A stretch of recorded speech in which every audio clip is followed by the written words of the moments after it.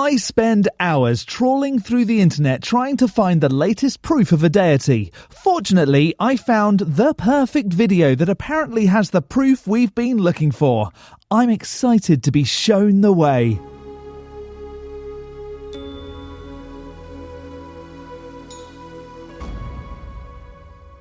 Hello, I'm the Skeptic. I watch videos on YouTube that make extraordinary claims, whether that's flat earth or strange conspiracies, but mostly the claim that a god is real and then explain why I can't accept their position. Before we get into today's video, please do subscribe, hit that bell notification to be alerted for my next video, and drop a like. That would be fantastic. In this God Squad video, an American Muslim is a lady that has proof of a god. As a relative newcomer to the tubes, like myself, with under 400 subscribers, I thought I'd give her video a chance. Before even starting the video, I noticed the dislikes on there, and assumed that her proof was so outstanding that atheists had disliked it because they finally had a claim they couldn't reject. But then, in this day and age, assuming can make an arse out of you and me.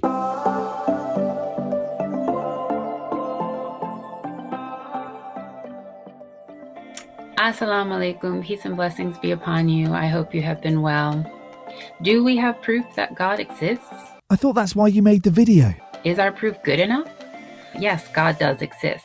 I don't think that just saying it is proof. If that was the case, so many things would exist. Terry Pratchett's anthropomorphic personifications would confirm that, with the bogeyman, Lady Luck, and the Hogfather, not to mention the imaginings of the Eater of Socks. I know that's a bold claim, and of course this is a huge topic that I will not be able to tackle in a video less than 10 hours. So is this shorter video not actually proof that God exists, but merely a video saying that one day there will be a 10-hour video to prove God?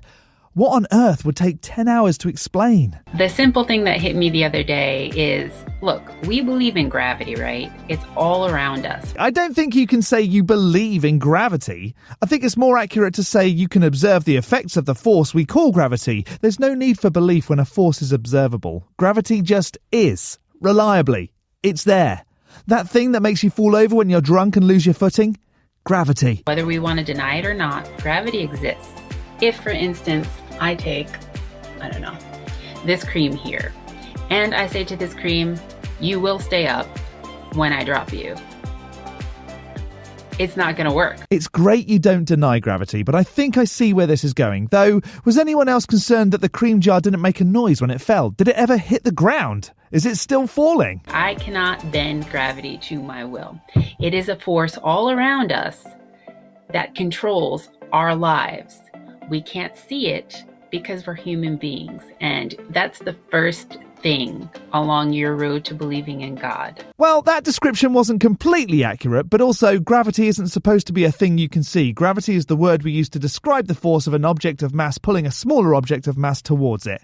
Though even that description was very basic and should in no means be used in teaching. You have to understand how limited we are in our perceptions. Limited in our perception of seeing that things fall because of a force?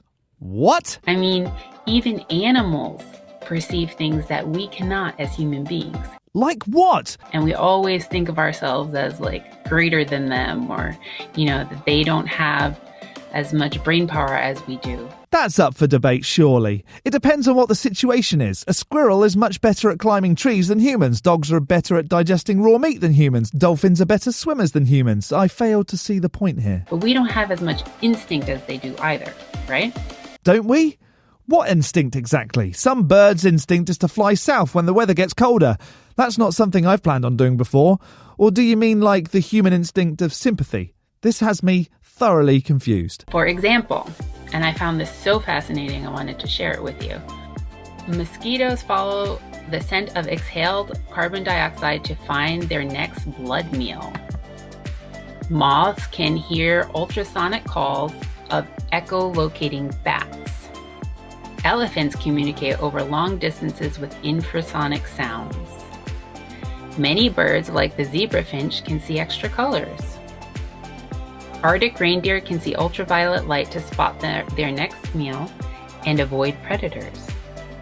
Some species of snake can see heat, forming a kind of thermal image of prey. Sharks detect electric fields generated by muscle contractions in prey. Sea turtles can sense Earth's magnetic field, helping them navigate. And humans have harnessed wireless technology that can't be seen, so what? And so many more that it would make this video ridiculously long. Are we getting to the proof yet? Which I'm going to assume is just going to be, you can't see those things, so because you can't see a God, it doesn't mean it's not there. Think about yourself in this context.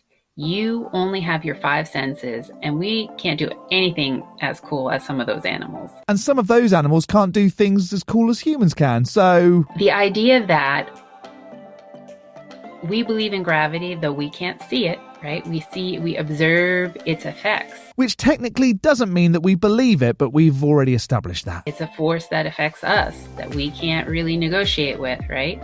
We can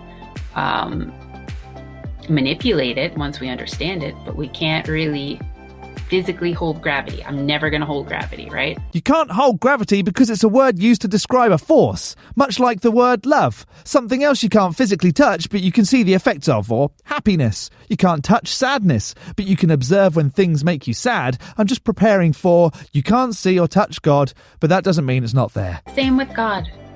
God is beyond our perception as human beings. So then it wouldn't be demonstrable. If you can't perceive it, then how do you know it exists? That's like saying Rodney, the all-powerful vacuum cleaner, is beyond our perception, but is very real. Or any non-perceivable thing for that matter. The beautiful thing about it is we're told multiple times throughout the Quran about our nature, about ourselves, which is why I love Islam so much. I don't see how being told things that are inherently human proves that a book is true or that there is a deity. Because every piece of advice is from your creator. Wait.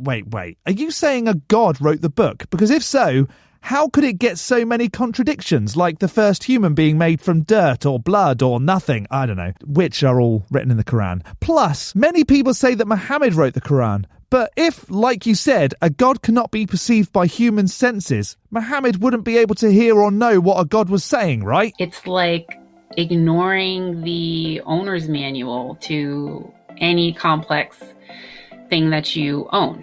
And when it breaks, not going to look for the answers in the owner's manual, but instead to other created things, right? It doesn't make any sense. Or you could go and do a Google search and find that the owner's manual has a million contradictions, or that it tells you things that you already knew, but would make out that the makers of the thing that was broken couldn't possibly have known about how to fix the item in question at the time that the thing was actually made, because they were only lowly desert dwellers and had never seen a boat or a badger or whatever. We have the owner's manual.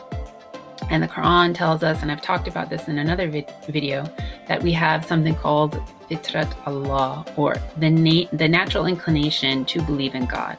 And being from an anthropological background, this is so clear from studying so many different ancient civilizations up till the modern day. We incline towards God. Why? Because we were built that way, and the Quran verifies this. There are a few things to ask here. 1, how do you know that the Quran is the word of God? Can you demonstrate it? Would it be fair to say you can't accept the word of God until you had demonstrated it? 2, how do you know that humans were built that way? 3, there are some civilizations that don't believe in a God because they were brought up being taught different things. So, could it be that you were taught to believe in God?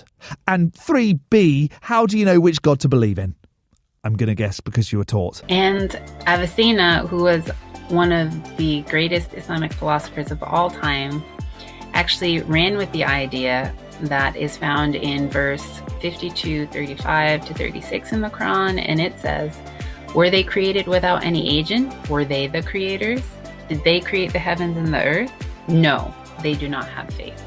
These verses tell us blatantly and challenge us to think outside of what we believe is humanly possible. We've seen over so many centuries that science evolves because our understanding continues to evolve. Science is fluid because it's based off our limited human knowledge. I'm not even sure what that could mean. Another great case of, I don't understand how this works, so I'm going to just say a god did it. It'll be far more beneficial to say, I'm not sure how this works. People tell me a god did it, but rather than just accept that because that's what I was taught, I'm going to test it myself or observe others testing it and see if, in fact, it is explainable by something other than a non-demonstrable deity.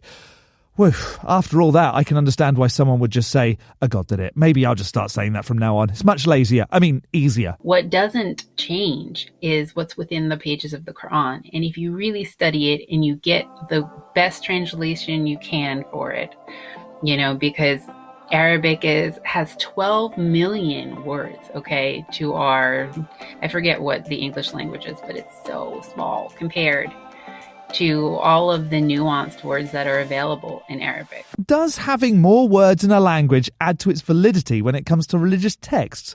Would that then mean that the Christian Bible translated into Arabic makes it more valid, or the Hindu texts being translated into Arabic? What about Harry Potter and the Chamber of Secrets? Does having an Arabic translation of that make it more valid too? So plainly put, you can deny gravity's existence and try to jump off your roof and see how that works out for you. Just like you can deny that God exists and that hesitation is very telling. Because where do you go with that? This is a terrible analogy. A God and gravity are poles apart. Gravity is an observable force. You can actually see how gravity works. Nothing a God has done is observable. People just say, that must have been God. It's never been demonstrated. So you've basically wasted this entire video. Roll the dice and die and see what happens. So you're saying there's still a chance it could be wrong? Unlike gravity, which just is. Jumping off a building to your death is not the same as rolling a die. But the better way is to use your wisdom and look at the world around you. Sometimes people really should take their own advice. And sift through the sources that we have. It looks as if you're saying that all of your sources are the Quran, but in different translations. That's the same source, lady. It might take you a while to come to the conclusion. There is a lot of effort behind it. It seems to me there's less effort to just accept things without testing them. But God exists just as surely as gravity does. Is this your proof? Just saying it. In that case, Sophie the Unicorn of Joy exists just as surely as electromagnetism does. And just because you can't see with your eyes or hear with your ears, there is something internal that you can tune into God with. What, like a radio frequency? Surely a better way to prove God would be to just give everyone the same FM frequency. Then we could put all of this to bed. You just have to practice. You just have to use it. I'm not entirely sure what that means, but okay. I sincerely hope that you find what you're looking for and that perhaps something made sense in this video. The fact that you're understanding that jumping off a building would mean you come crashing to the ground was reassuring, I guess, but that's about it. Always wishing you what is better. Assalamu alaikum.